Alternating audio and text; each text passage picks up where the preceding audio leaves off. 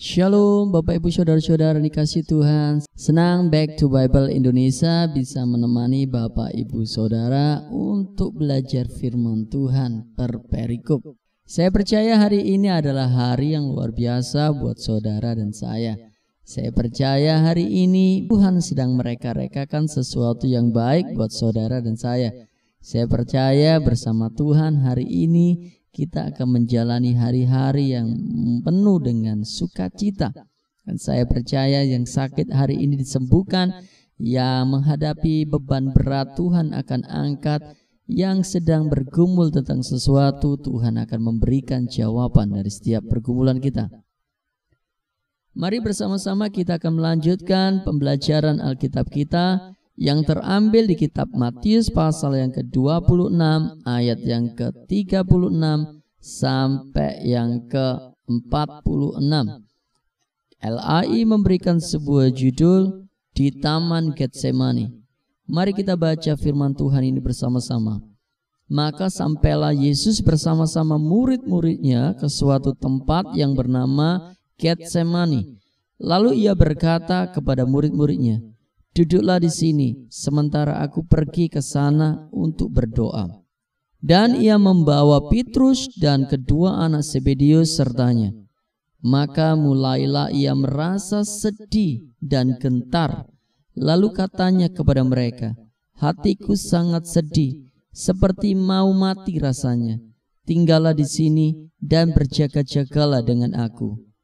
Maka ia maju sedikit, lalu sujud dan berdoa. Katanya, "Ya Bapakku, jikalau sekiranya mungkin, biarlah cawan ini lalu daripadaku. Tetapi janganlah seperti yang ku kendaki, melainkan seperti yang Engkau kendaki." Setelah itu ia kembali kepada murid-muridnya itu dan mendapati mereka sedang tidur. Dan ia berkata kepada Petrus, "Tidakkah kamu sanggup berjaga-jaga 1 jam dengan aku? Berjaga-jagalah dan berdoalah, supaya kamu jangan jatuh ke dalam pencobaan. Roh memang penurut, tetapi daging lemah."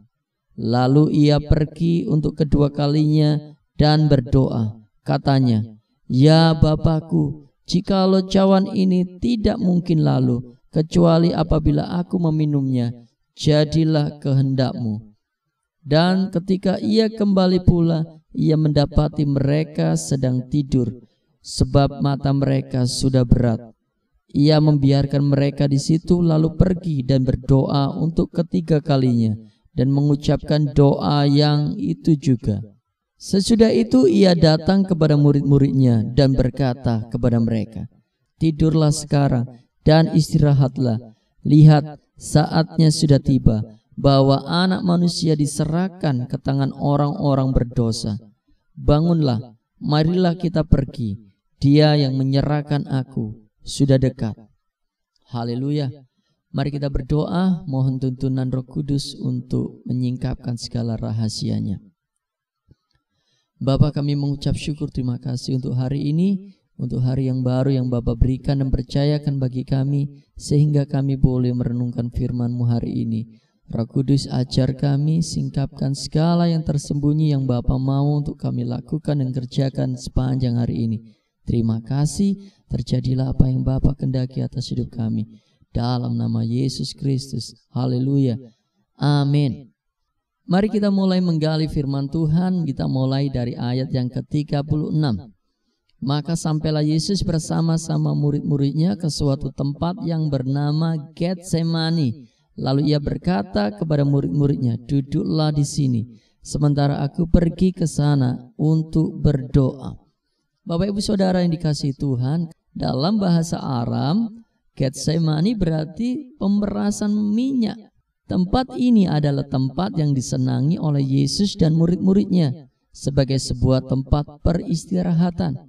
Di tempat ini Tuhan Yesus selalu berdoa. Dan kita melihat dari ayat-ayat yang akan kita baca, nampaknya waktunya akan segera tiba. Tempat yang biasa Tuhan Yesus pakai untuk menjadi tempat untuk berdoa akan menjadi tempat di mana kesengsaraan, pengkhianatan Yudas, dan juga penangkapan Yesus terjadi di tempat itu. Yesus tahu bahwa waktunya akan segera tiba, di mana salah satu dari muridnya, yaitu Yudas Iskariot, sedang mereka-rekakan sesuatu yang jahat bersama orang-orang berdosa untuk menyerahkan Tuhan Yesus.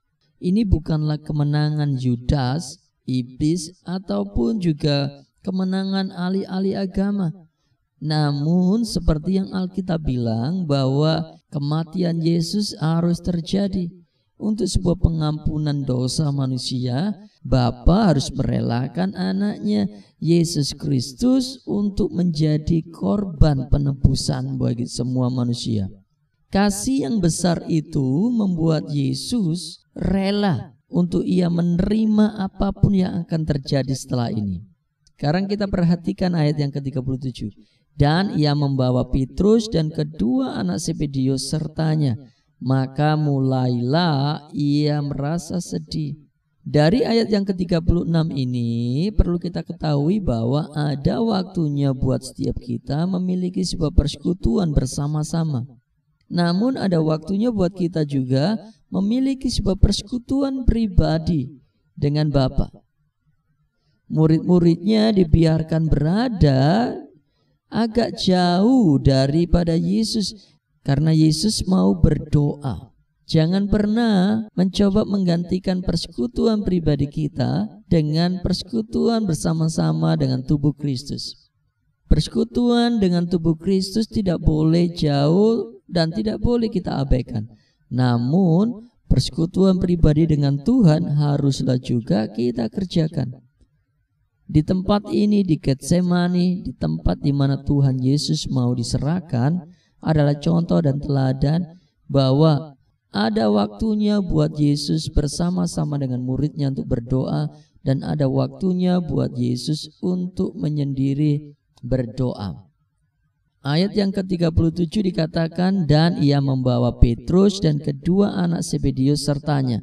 Maka mulailah ia merasa sedih dan gentar. Dari 11 murid Yesus yang mengikutinya, karena satu murid Yesus yaitu Yudas sedang mereka-rekakan sesuatu yang buruk untuk menyerahkan Yesus. Tuhan Yesus mengajak 3 murid yang paling dekat dengan Tuhan Yesus, di mana ketiga murid ini pernah juga melihat bahwa Yesus berubah muka penuh dengan kemuliaan di depan mata mereka. Yesus menyampaikan bahwa ia mulai merasa gentar. Ayat 38 berkata, lalu katanya kepada mereka, hatiku sangat sedih, seperti mau mati rasanya. Tinggallah di sini dan berjaga-jagalah dengan aku.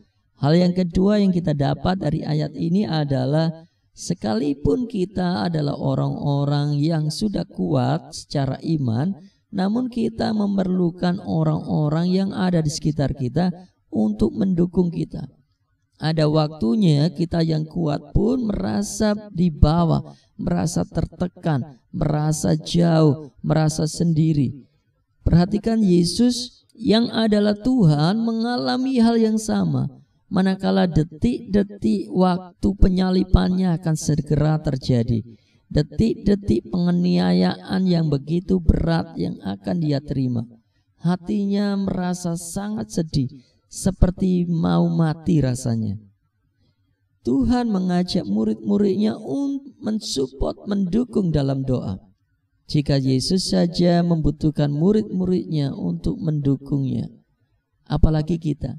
Kita perlu saudara-saudara seiman. Milikilah rekan-rekan sepelayanan yang bisa mendukung dan mensupport kita ketika kita ada dalam pergumulan dan tekanan yang begitu berat.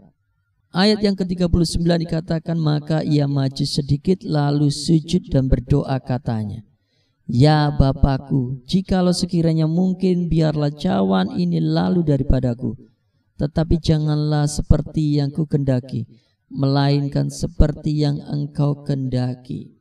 Hal yang ketiga yang kita bisa dapat dari ayat ini, bahwa ketika kita berada dalam tekanan yang berat sekalipun dan kita merasa tidak mampu, namun janganlah setiap kita menuntut Tuhan untuk Tuhan melakukan apa yang kita kehendaki. Seberat apapun tekanan yang Tuhan izinkan untuk menghibit kita, jangan sekalipun meminta Tuhan atau mendesak Tuhan melakukan apa yang kita mau. Ayat ini memberitahukan buat setiap kita bahwa apa yang akan Yesus alami itu sungguh berat. Hukuman manusia yang berdosa ditangguhkan kepadanya. Tubuh itu akan dicabik-cabik, darah itu akan dicurahkan. Namun ia tidak minta supaya kehendaknya terjadi, namun kehendak Bapa yang dikehendaki. Tidak hanya sekali, 2 kali, namun 3 kali Tuhan Yesus berdoa hal yang sama, bahwa kita boleh meminta apa yang direncanakan Bapa itu dilalukan dari hidup kita. Namun bukan karena kehendak kita, kembali lagi karena kehendak Tuhan. Yang keempat yang kita bisa pelajari, kita akan baca ayat yang ke-40. Setelah itu ia kembali kepada muridnya dan ia mendapati mereka sedang tidur. Dan ia berkata kepada Petrus, "Tidakkah kamu sanggup berjaga-jaga 1 jam dengan aku?" Hal yang selanjutnya yang kita bisa pelajari dari ayat yang ke-40 adalah betapa diharapkannya seorang rekan yang menjadi partner doa bagi setiap orang yang sedang dalam gundah gulana, dalam ketertekanan, dalam aniaya, dalam kesedihan. Betapa diharapkannya seseorang yang bisa mensupportnya dalam doa ketika saudara-saudara kita sedang mengalami tekanan yang begitu berat. Saya berdoa Bapak Ibu Saudara adalah seorang yang siap untuk mensupport, mendukung setiap pergumulan orang-orang dengan membantu mereka berdoa di hadapan Bapa. Hal yang sama, saya berdoa setiap kita juga menemukan orang-orang yang bisa mensupport kita, mendukung kita dalam doa. Ayat yang ke-41, berjaga-jagalah dan berdoalah supaya kamu jangan jatuh ke dalam pencobaan. Roh memang penurut, tetapi daging lemah. Perkataan ini disampaikan kepada Petrus, di mana Petrus akan menyangkal Tuhan Yesus 3 kali. Karena itu Tuhan memerintahkan kepada Petrus dan murid-muridnya supaya berjaga-jaga, supaya mereka tetap kuat. Petrus tidak lagi menyangkal Yesus dan murid-muridnya tidak tercerai-berai. Murid-muridnya tidak kembali pada sebuah kehidupan yang lama. Tuhan meminta supaya mereka berjaga-jaga. Apa yang kita bisa dapat dari ayat ini? Bahwa dalam keadaan tertekan, doa itu sanggup memberikan kekuatan. Waktu kita sedang berdoa, kita sedang menyerahkan hidup kita kepada Tuhan dan membiarkan Tuhan mereka-rekakan sesuatu yang baik buat kita. Roh Kudus akan mengingatkan kita akan apapun yang firman Tuhan katakan atas hidup kita. Roh kita akan menjadi kuat manakala kita berdoa dan terhubung dengan Tuhan.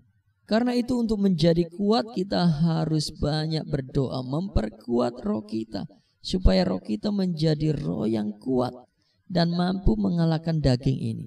Dengan kehidupan doa yang terus kita jaga, kita akan mengerti kehendak Tuhan. Kita akan selalu tahu apa yang menjadi isi hati Tuhan.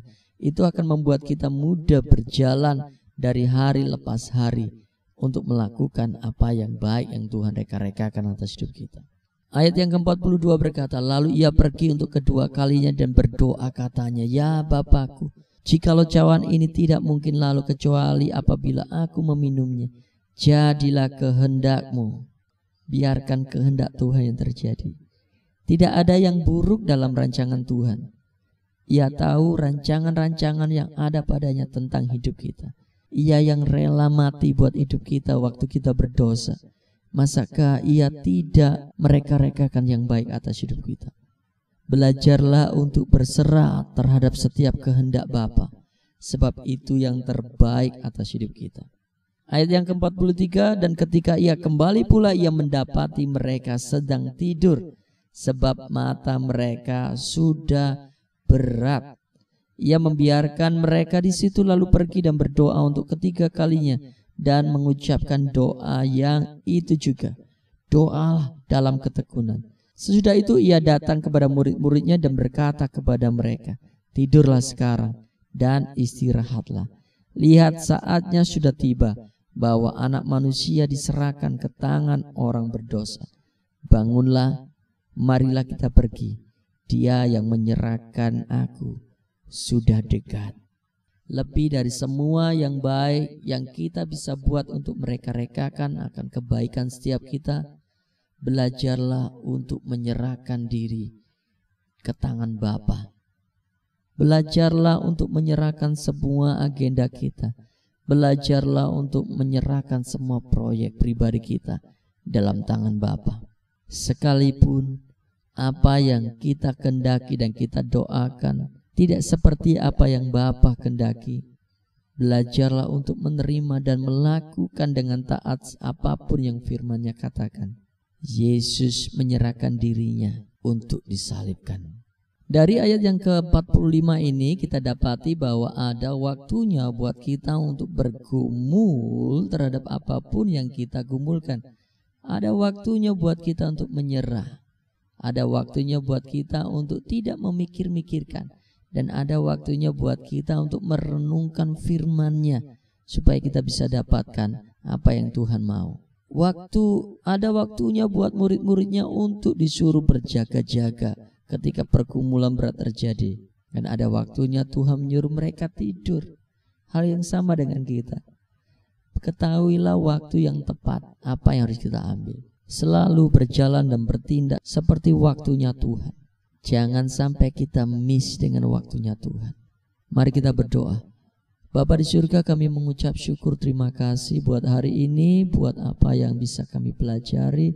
Ada banyak hal yang kami seringkali langgar Tuhan. Kami mau Tuhan berbalik dari jalan-jalan kami dan mau mengikuti teladan-Mu. Dalam kegundahan tekanan kami rindu kami boleh mendapatkan kekuatan dengan berdoa, dengan bergaul dengan Tuhan. Sebab kami tahu di dalam-Mu ada kekuatan. Ajari kami terus menyerah Tuhan, berserah terhadap apapun yang Bapa kehendaki atas hidup kami. Kami berdoa Tuhan, perkuat roh kami dengan keintiman bersama Tuhan. Beri kami banyak waktu dan kesempatan untuk kami membangun kekariban dengan Tuhan. Sebab di dalam-Mu, bersama-Mu, dalam hadirat-Mu, kami akan menikmati kemuliaan demi kemuliaan. Terima kasih, kami menyerahkan sepanjang hari ini hidup kami. Terjadilah apa yang baik menurut yang Bapa kehendaki atas hidup kami dan seluruh keluarga kami, dan atas apa yang kami kerjakan. Di dalam nama Tuhan Yesus Kristus. Haleluya. Amin. Tuhan Yesus memberkati. Sampai jumpa esok hari. Bye-bye.